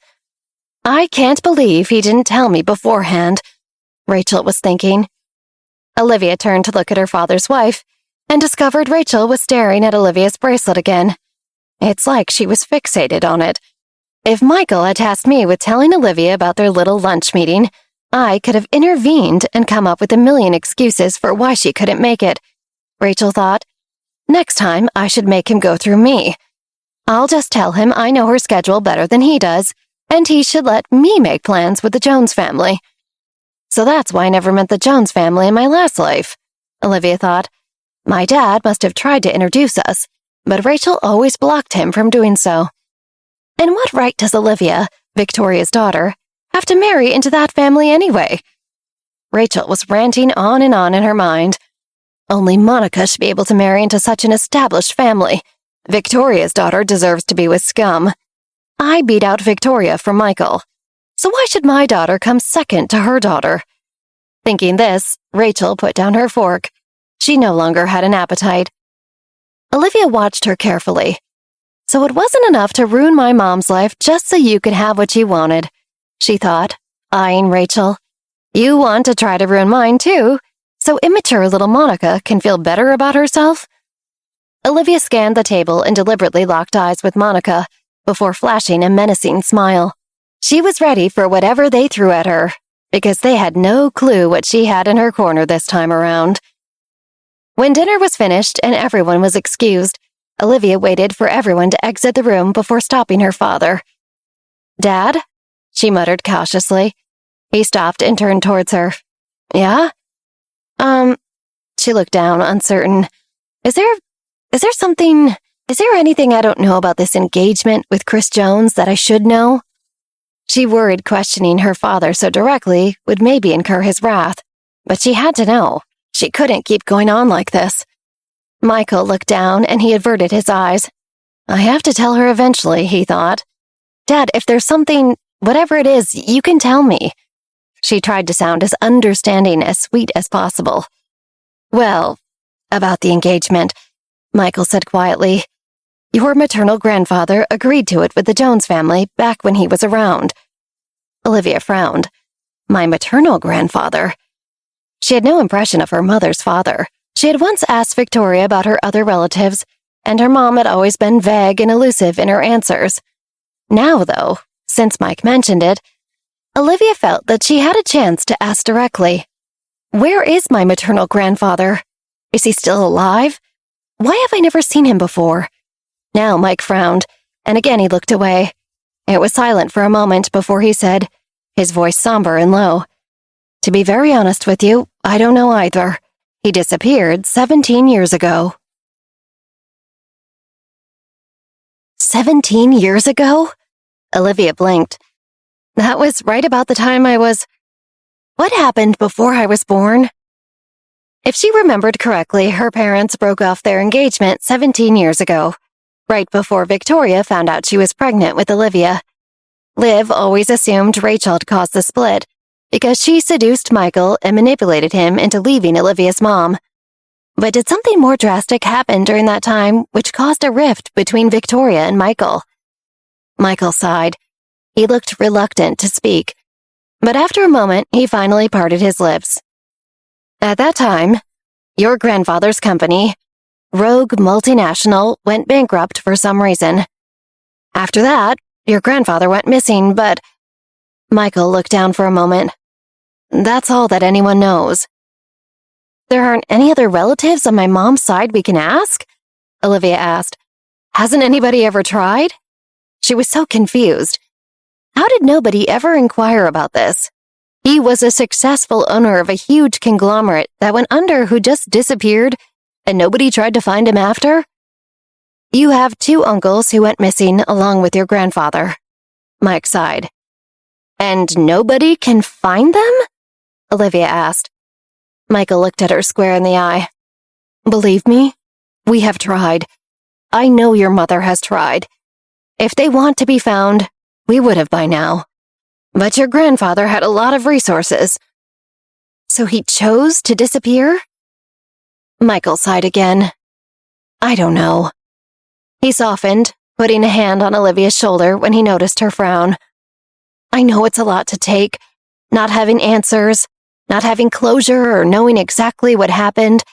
It can eat away at someone. Olivia suddenly understood her mother's enigmatic moods growing up. Victoria was a loving mother, but she often had a somewhat sad, quietly morose air about her. Olivia just figured this was because her mom was so exhausted working 2 full-time jobs and picked up extra gigs on the side just to make ends meet. Victoria would spend most Sundays in bed crying, so Olivia would just let her have her space. But now it made sense. Victoria most likely had to live with the burden of losing not only her father, but 2 of her brothers. A burden made worse because she didn't even know where they were, or if they were ever coming back, or what had even happened to them. Your engagement to the boy from the Jones family was set by your grandfather not long after your mother and I picked our own wedding date, Michael explained. The people you met today are actually both children of your grandfather's 2 very good friends, and once those close friends' children married each other, your grandfather decided to make sure you and their child one day were engaged, to cement the bond between the families. Michael scrutinized his daughter's face, as if trying to read her mood. Things were different back then, he attempted to explain. People got married much younger, and while I don't necessarily feel that you need to rush into anything immediately, I do think it would be a good idea for you and Chris to meet. I think you'll find you do have a lot in common. He's only about a year older than you, and like you, he's changed schools in the middle of high school too. Although I think he may be homeschooled now because he enjoys traveling quite a bit. I hear, but not the point. Michael tilted his chin up. The point is, close families like to remain close. You understand? Olivia nodded. So, you think I'll get along with him, even if I've never met him? Michael sidestepped the question and he said, The Jones family has always been an important transatlantic family in America that goes back to the Revolution and to Great Britain before that. They have a British Prime Minister and a president in their family tree, and their company, Apex Financial, is one of the most successful in its industry.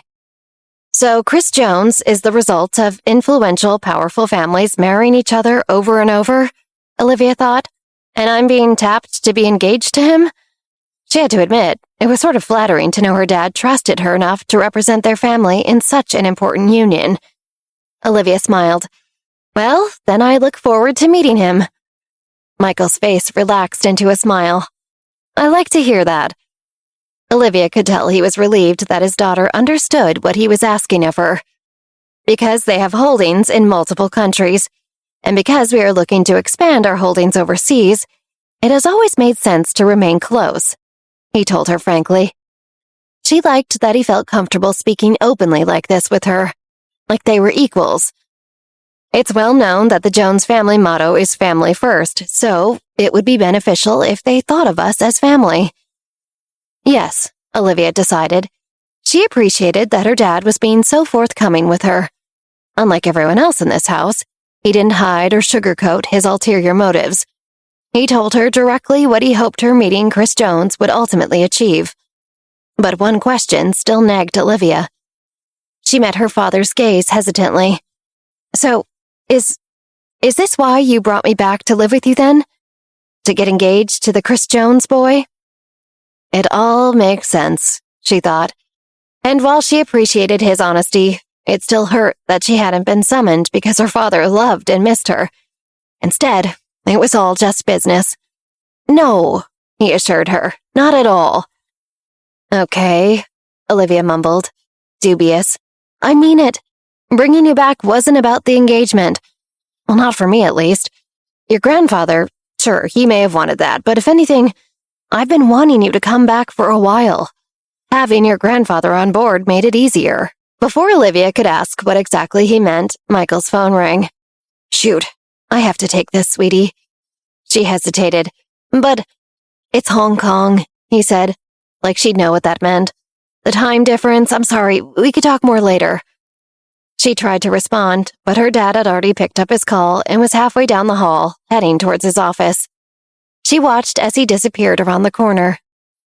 Standing alone now, everything quiet except for the low hum of air conditioning that combated the humid September air outside, Olivia wasn't sure what to make of everything her father had just told her.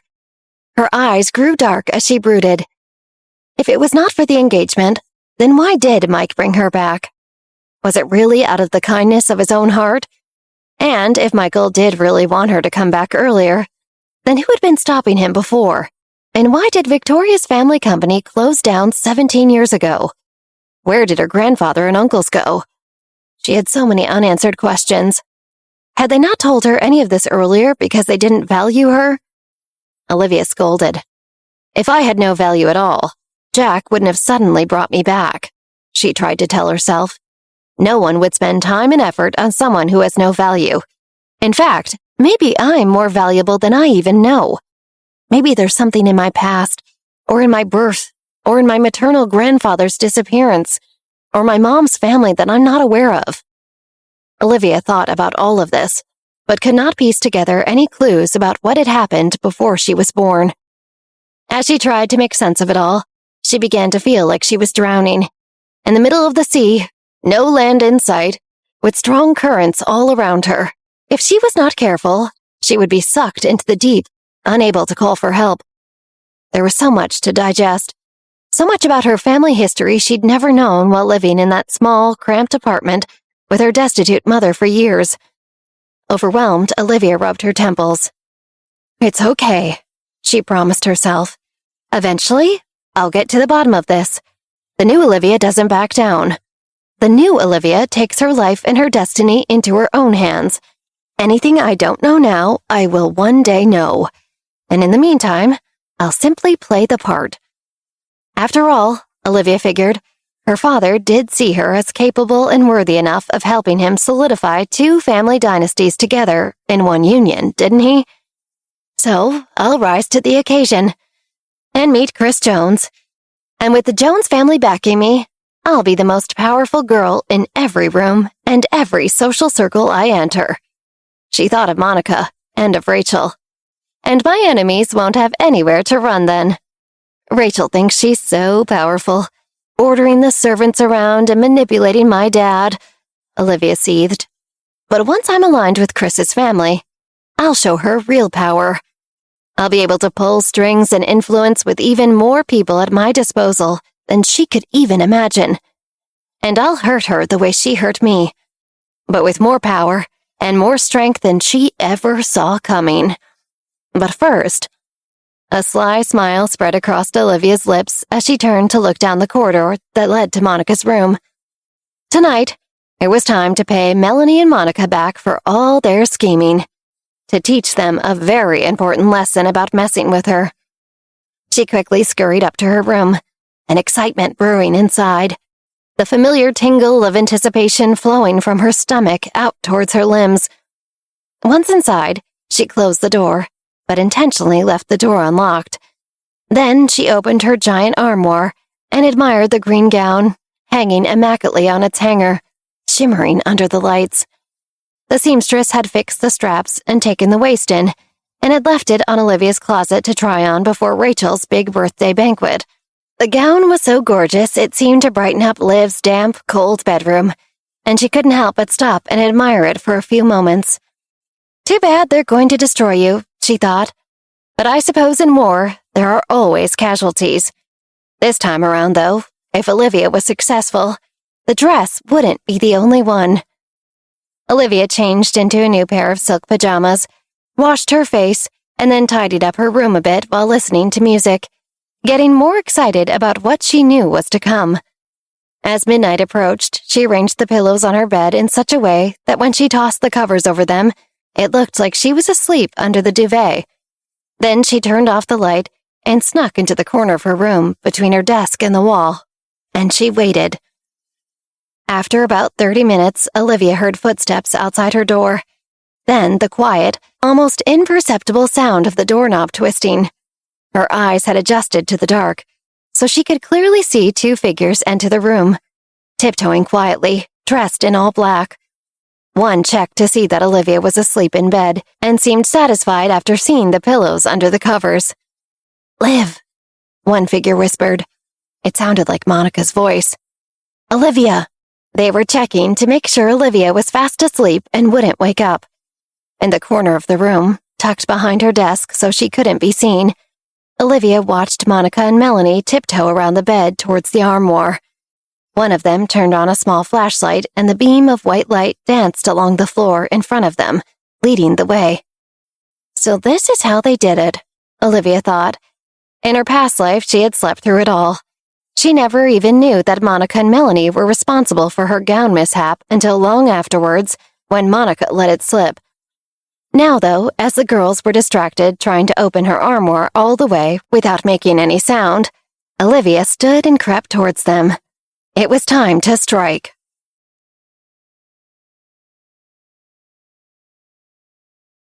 Olivia made sure to tiptoe along the perimeter of the room, hugging the walls as Monica and Melanie were distracted. Melanie kept watch over the pillows Olivia had placed in the shape of a body on the bed, while Monica slowly, carefully opened the armoire. "Found it," Monica whispered, a hint of triumph in her small voice. "Shh," Melanie admonished. Monica cautiously grabbed the green gown by its hanger and used two hands to make sure she made no sound when taking it out of the closet. Melanie scuttled closer to her and shined the flashlight onto the dress before brandishing a pair of razor-sharp scissors. "Ready?" Monica nodded. "Yep." Melanie handed over the scissors to Monica, who eagerly grabbed them. "You know exactly where to make the cuts." "Yep. And remember, make sure they're under the sequins so they're not noticeable." "I know," Monica whispered. "Just let me—" She went silent as she steadied her hand, and then began cutting into the straps of Olivia's gowns. She was on her fourth expertly placed incision when she heard a rustling sound behind her, and then a cracking. In the silence, the sound frightened her, and she froze, her back straightening. Her first thought was, "There's a ghost." Olivia laughed to herself, reading Monica's thoughts as she inched closer to her. Melanie, meanwhile, sensed someone behind her and shivered too, afraid to turn around. Her eyes shot to the bed. Olivia's still asleep, she reassured herself. Maybe I'm just on such high alert trying not to get caught that I'm super jumpy right now. At that moment, a voice whispered, "Boo," behind Melanie and Monica, and they both jumped. Melanie was so scared she shrieked and dropped her flashlight. In the darkness, there was a scuffle, and Olivia lunged at Monica. Melanie could hear the sound of the scissors slicing through the air, and soon Olivia tackled both girls before they could sprint from the room. Olivia seemed to have Melanie in a hold, but Monica wrangled free and crawled to Olivia's nightstand to switch on a lamplight. Once she did, she looked back. Melanie lay face down, squirming under Olivia's body weight, as Olivia pinned her to the ground. "Help!" Melanie shouted at her cousin. "Don't just stand there!" Olivia's room was in its own wing, away from the rest of the bedrooms, because Rachel had wanted her to feel isolated, but that meant no one would hear Melanie's screams for help, which only terrified her more. "Monica!" Melanie yelled. "I said help me!" "Oh, God," Monica muttered, her face registering panic. She was frozen in place. Something she was looking at had stunned her into paralysis. "What?" Melanie screamed. She could hear Olivia using the scissors over her shoulder as she writhed beneath her. But Olivia held her head to the ground so forcefully she couldn't peel her cheek away from the carpet to see what was happening behind her. Several inordinately long moments passed before Monica finally built up enough courage to charge towards them, and Olivia jumped off Melanie and pointed her scissors at Monica. "Don't come another inch closer," Olivia commanded. Melanie gasped for air and slowly turned over onto her back. It wasn't until she got a good look at Olivia, though, that she noticed Olivia wielded the scissors in one hand, and, in the other, she held a long brunette braid. Melanie's eyes went wide as she quickly reached to feel the back of her head. "Oh my God! Oh my God, you bitch!" Melanie yelled. "What the hell did you do?" Melanie didn't even think as she got up and ran into the bathroom to confirm what Olivia had done. When she looked in the mirror, she shrieked. Her long hair, which normally cascading down her back in perfectly trimmed layers, had been cut at the base of her skull.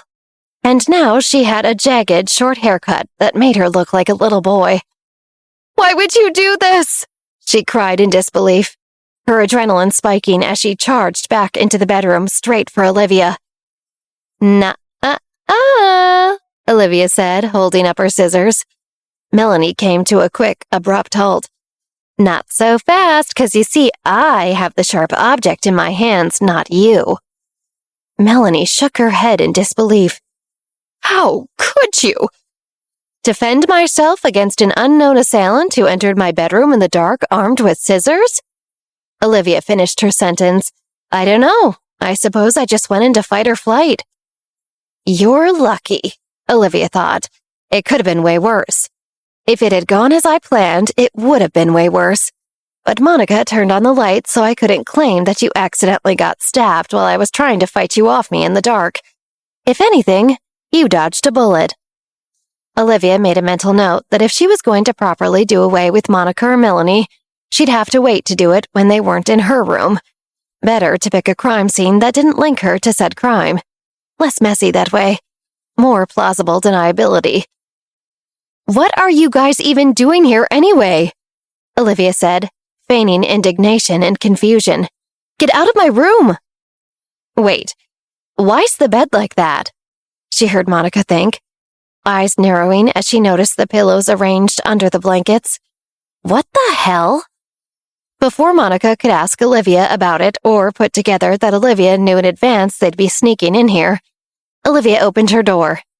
"I said, get out. What the hell are you waiting for?" She raised her eyebrows and turned to Monica. "You want me to cut your ponytail off too?" Her voice was so loud now that with the door open, even if it didn't reach Michael and Rachel's wing off the mansion, it could carry far enough to reach some of the maids' quarters. "Olivia!" Melanie glared at Olivia as she tightly clenched her fist. "I'm going to kill you!" Melanie rushed at Olivia again, this time apparently undaunted by the scissors in Olivia's hands. Olivia felt a rush of anticipation, like it kind of excited her. She prepared to summon her powers, lifting her chin and concentrating so she could send Melanie flying across the room before hurling her into the wall. Across the room, Monica watched anxiously, wanting to help, but fearing the scissors in Olivia's hands. She knew how sharp they were because she herself had sharpened them earlier, in order to cut the gown straps expertly and without difficulty in the dark. So Monica cowered and just looked from Olivia to Melanie, trembling. Melanie's veins popped as her complexion changed to an ugly red as she lunged for the scissors. "I'm going to gut you to death, you monster." "Actually, you're going to wish you'd never said that to me," Olivia smirked. How is she so calm? Monica wondered nervously. Olivia began to lift Melanie's body in her mind, and Melanie's eyes went wide for a split second, like she could sense some invisible force about to pick her up, when suddenly, "What is going on in here?" a man's voice yelled. Olivia's eyes snapped towards the hallway, breaking the concentration she'd used to summon her powers. Melanie and Monica immediately looked to the hallway too, to find Michael standing before them, his eyes stern. He marched into Olivia's bedroom and flicked on the light switch, suddenly illuminating the entire room. "I asked, what's going on? What are you doing in here?" He looked at all three girls. "Dad, Melanie wants to kill me," she pleaded, an innocent gleam in her eye. "She just told me she was going to gut me. She's crazy." "She cut off my hair," Melanie countered, pointing to her discarded braids still in Olivia's left hand. "Only because you attacked me in my sleep." She pointed to the pillows on her bed. "That's why my bed's all messed up. You guys came in and I tried to hide under my pillows." "What? No, that's not what happened." Monica suddenly piped up. "No, we were—" "What were you doing?" Michael interjected. Monica went quiet, clearly nervous to admit she had started this.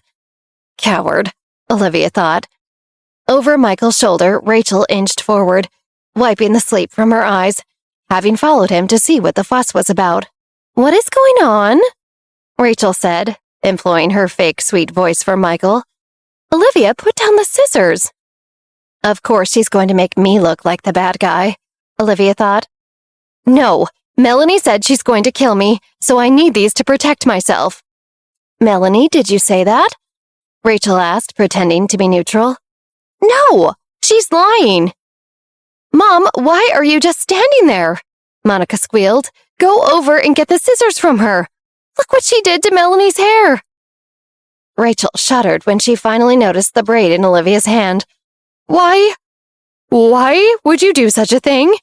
she gasped. "No," she thought. "No, now my older sister and brother-in-law really will think I'm a terrible chaperone. Every time their daughter comes here, something happens to her. They'll think me less than them."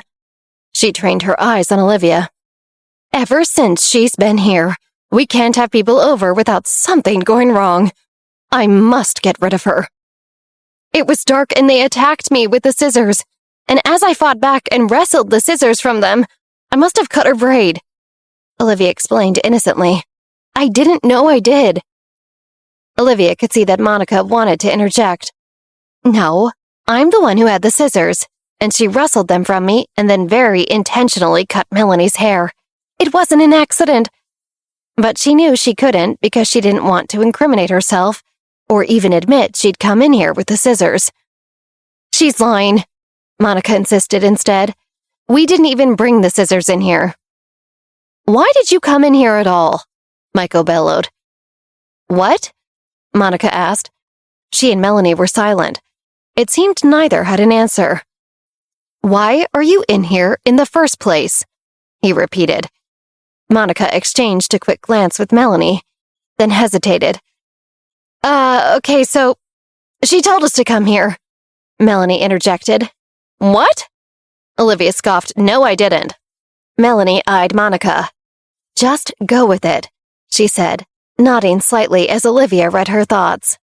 "Yes, you did," Monica continued. "You're the one who invited us in." Monica's eyes turned, and she simply pushed all the blame to Olivia. "It was clearly you who invited us in." Olivia shook her head, incredulous. I told you to come to my room in the middle of the night when I was asleep and did not want to be disturbed. Please tell me then, why do you think I called you to my room? She asked sarcastically. You said you had something for us to see, Monica lied. Isn't that right, Mel? Yep, Melanie replied. And we were already planning to sneak out of my room later to raid the fridge. So we even thought about asking you to come with us for that after you showed us whatever it was you had in here. Yeah, Monica nodded. Yeah, we were going to sneak and get some chocolate and ice cream and caramel popcorn from the pantry. She shook her head and averted her eyes innocently. I know it's not allowed, and you think I have too much of a sweet tooth as it is, Mom. But I had Melanie over, so we thought it'd be fun. And since Liv invited us to do something first, we thought we'd invite her too, like inducting her into our little secret society of midnight snack stealers. Monica finished the lie with a little sweet smile. But then we got in here and she just went crazy. Melanie nodded, corroborating her cousin's story. Yeah, she told us to lock the door first, and then she, pulled out these scissors. I thought it was a joke, but then she held me down and cut my hair. It's like she was possessed. I was so scared, Auntie Rachel. But honestly, that's exactly what happened. I think she has, a vendetta against me or something. Maybe she's jealous of me and she used this as an excuse to hurt me. But we were only trying to be nice, and look how she responded. Olivia panicked. Oh God, were Monica and Melanie actually going to get away with turning all of this back on her?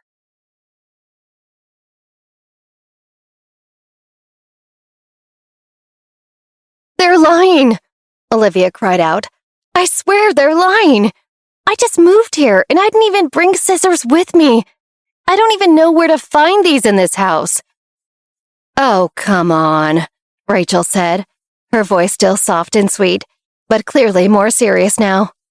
Olivia, you've had days to explore. It couldn't be that hard to find a pair in one of the offices or the study. What? No! She couldn't believe this was happening. No, you don't believe me. Look at the dress. She pointed to her gown, which sat in a clump on the floor. They came in here and cut it. That's why they were in here, not because I invited them. Tired of the back and forth, Michael marched over and picked up her gown from the floor. He examined the dress, which seemed intact except for a few wrinkles maybe. His face fell and he looked at Olivia, like he was disappointed in her. It seems fine to me. I wanted to trust you, she heard her father think. I thought I could trust you. She watched as he questioned her engagement to Chris Jones in his mind now too. Crap! Olivia worried. Crap, is this little scheme of theirs actually going to work? Are they going to turn my dad and everyone else in this family against me in a new but equally devastating way than they did in my last life? What if I really am destined to fail? Rachel walked over and examined the dress alongside Michael. I don't see anything wrong with this gown at all. She shot Olivia an accusatory, self-satisfied glance. Olivia, do you have a problem with Melanie? Is that why you did this to her? No, Rachel cut her off and turned to Michael, speaking in hushed tones. I warned you of this. This is the problem when someone who grew up with nothing is suddenly surrounded by more fortunate, privileged people. The envy overtakes them and they constantly try to bring others down or hurt them to make themselves feel better. She whispered like Olivia wasn't in the room, but of course everyone could hear Rachel. Do you really want everyone who comes into this house to be subjected to whatever envious, retaliatory whim she may have? Rachel sighed. Michael, the girls were trying to do something kind, and look at how she lashed out and repaid the favor. What if she just doesn't fit in? But she did so well with Ashley and Bradley Jones before, Michael thought. Olivia was glad to see her dad push him back, although she quickly grew nervous when she heard him think. Or was she just getting close to them so she could hurt them out of envy in the future? Is this world just too foreign to my eldest daughter, and she'll always lash out as a result when people are nothing but welcoming and lovely to her? Olivia couldn't have that. Figuring she had nothing to lose, she walked right up to her father and Rachel, and took the dress into her hands, somewhat forcefully. Here, and here, look, and here, cut marks from a sharp pair of scissors. These are barely anything, Rachel scoffed, eyeing them. I wouldn't even have noticed that. I don't think the girls did this. It almost seems like a manufacturing issue. Michael, however, didn't seem to agree right away. He hunched over the gown, eyeing the straps, scrutinizing them. This gave Olivia hope. Come on, Dad. You know you see them too. Come on. Actually, she's right, he said finally. Thank you. Rachel smiled. No, I mean Olivia. Olivia's right. Michael glanced up at his daughter. Rachel's face fell into a frown. What? No, she thought. She re-examined the dress straps in disbelief. Olivia smiled slightly.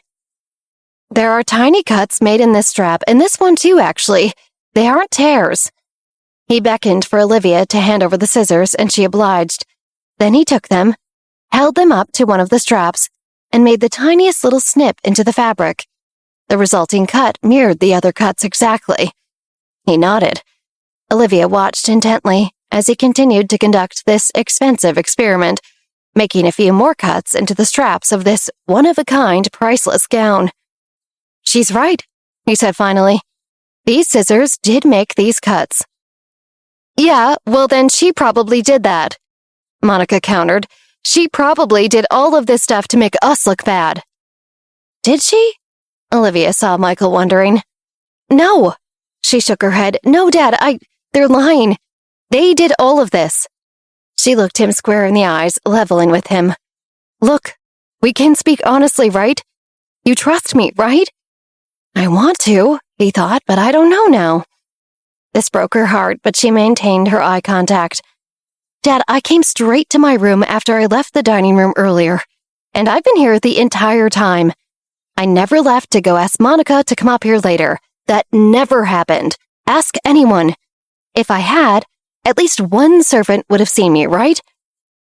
Olivia looked at the maids and butlers who had amassed in the hallway because of all the commotion, but none of them would meet her gaze. Clearly, they had no loyalty to her here. Rachel put a tender hand on Michael's forearm. Honey, if I may, I think the staff may be nervous to speak up and say it's true that they didn't see her, because nobody wants to be wrong. You see, they're all such diligent workers. Olivia could have slipped by one of them, and they didn't notice because they were so concentrated on work. So they're afraid to make a statement one way or the other and risk getting either party in trouble. No, Olivia thought. You won't let anyone corroborate my story when you know I'm telling the truth, don't you? Now it was clear how Rachel inspired such loyalty from the staff. She complimented them and stood up for them. Rachel glanced at Olivia for a split second, a mischievous glint in her eye. She knew exactly what she was doing, casting more doubt on Olivia so her father questioned her even more. Olivia looked at Michael again. Dad, please believe me. He looked uncertain. She's lying, Monica shrugged. It was like 8:15 when she came into my room, a little bit after dinner, so maybe it was on your way to your room, Olivia, but the point is you definitely invited us up here. She looked at Melanie. Right, Mel? Yeah, it was definitely around 8:15 after dinner because we were watching Catwalk and that starts at 8 and it still was in the beginning of the episode. Are you sure? Michael looked conflicted as his brow wrinkled. Yes! Monica and Melanie said at the same time. Actually, I do remember there was a servant who passed by. Come to think of it, Monica added, perhaps nervous that she had insufficient evidence to back her previous claim up. Oh? Michael said. Who was it? Michael looked down the line of servants in the hallway. Go ahead. It's all right, you can speak up. It was me, sir, a shaky voice said. Olivia watched as the crowd of servants parted and Hector came to the front of the group. Asshole, she thought, fuming. I should have killed you earlier when I had the chance. She had taunted him, and this was his way of getting back at her, wasn't it? You saw Olivia invite the girls up to her room earlier? I did, sir. Hector spoke up quietly, deferentially bowing before Michael.